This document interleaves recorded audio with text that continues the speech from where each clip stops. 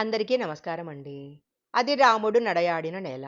అక్కడ గుట్టంతా శివలింగాల మయమే.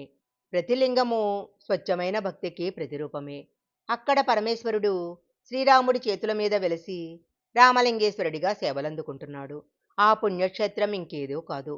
తెలంగాణలోని శైవక్షేత్రాలలో ఒకటిగా ప్రసిద్ధి చెందిన కీసరగుట్ట.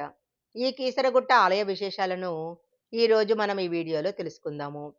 ఈ ప్రాంతము దండకారణ్యంలో ఉండటం వలన కేసరాలు గుంపులు గుంపులుగా సంచరించినందువల్ల ఇది కేసరగిరి అయింది అంటారు. వానరరాజైన కేసరగిరి నివాసం కావటంతో ఈ క్షేత్రం కేసరగిరి అయినదని పురాణము.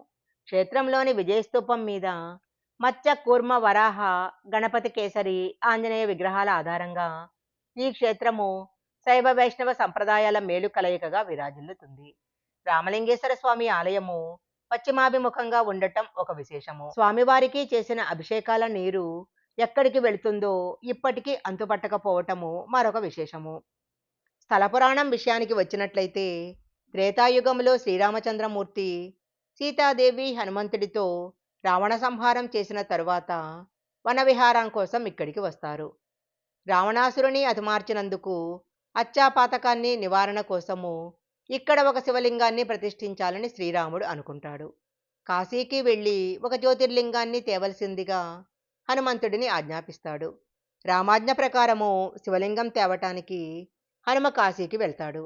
అక్కడ ఆంజనేయుడు శివమహిమకు ప్రభావితుడై 101 శివలింగాలను శ్రీరాముని కోసం తీసుకువచ్చినట్లు పురాణం వలన తెలుస్తుంది. ఆంజనేయుడు శివలింగాన్ని తీసుకురావడంలో కాలయాపన జరుగుతుంది. అప్పుడు శ్రీరాముడు శివుడిని ప్రార్థించి లింగరూపధారి అయిన ఆయన విగ్రహాన్ని మహర్షులు నిర్ణయించిన సుముహూర్తానికే ప్రతిష్ఠిస్తాడు.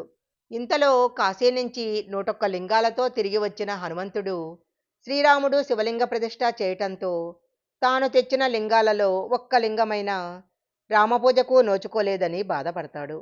అది గమనించిన శ్రీరాముడు హనుమంతుడిని ఓదార్చి తాను ప్రతిష్ఠించిన శివదర్శనం తర్వాత కాశీ నుంచి తెచ్చిన 101 శివలింగాలను భక్తులు దర్శించేలా వరమిచ్చాడని పురాణ గాథ. ప్రధాన ఆలయం వెనుక ఏకశిలతో ఏర్పడిన సీతమ్మ గుహ కూడా భక్తులకు కనువిందు చేస్తుంది. కీసరగుట్ట మహత్యాన్ని ఎంతగా వర్ణించినా కూడా సరిపోదు. ఒక్కసారైనా దర్శించాల్సిన మహమాన్వితమైన క్షేత్రము ఈ కీసరగుట్ట. ఈ వీడియో కనుక మీకు నచ్చినట్లయితే లైక్ చేయండి, షేర్ చేయండి. ఇలాంటి మరిన్ని వీడియోల కోసం మా ఛానల్ సబ్స్క్రైబ్ చేసుకోండి. పక్కనే ఉన్న బెల్ ఐకాన్ని యాక్టివేషన్ చేసుకుంటే మేము పెట్టే వీడియోలన్నీ కూడా మీకు ముందుగానే నోటిఫికేషన్గా వస్తాయి. మరొక మంచి వీడియోతో మళ్ళీ కలుసుకుందాం.